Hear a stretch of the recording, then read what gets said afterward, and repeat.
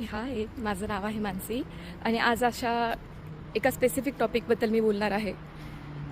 तो म्हणजे तुम्ही खूप जणांनी मला सांगितलं की तुम्हाला जर्मनीमध्ये जॉब करायला यायचं आहे. काही जे स्टुडंट आहेत त्यांनीसुद्धा सांगितलं की आमच्यासाठी काही अपॉर्च्युनिटीज असतील तर प्लीज नक्की कळव.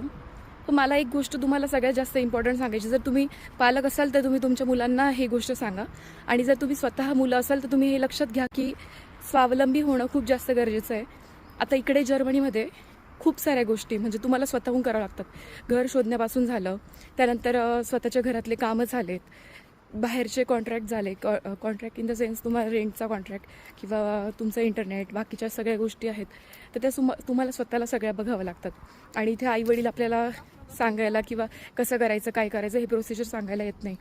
तर सगळ्यात इम्पॉर्टंट ही गोष्ट आहे की तुम्हाला स्वतःला या गोष्टी येणं खूप गरजेचं आहे. आणि खास करून अकाउंटेबिलिटी, तुमच्या स्वतःच्या ज्या पण काही गोष्टी असतील त्याची तुम्ही स्वतः जबाबदारीने कामं केली पाहिजेत.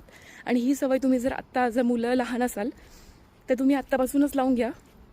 फॉर एक्झाम्पल, जर मुली असतील तर त्यांनी घरातून बाहेर पडा, थोडंसं एकटं प्रवास करा, जेणेकरून तुम्हाला जर तुम्ही नाशिक किंवा म्हणजे कोणतीही सिटी घ्या, जर तुम्ही तिथेच प्रवास नसेल करत तर तुम्हाला पुढची जी ही जर्नी आहे, एकटं यायचं, एकटं सगळं करायचं, ती खूप महागात जाईल.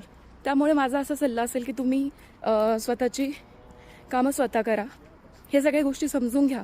आणि हे जर एकदा आलं ना तर पुढची जी पण काही गोष्ट आहे ती सगळी इझी होईल.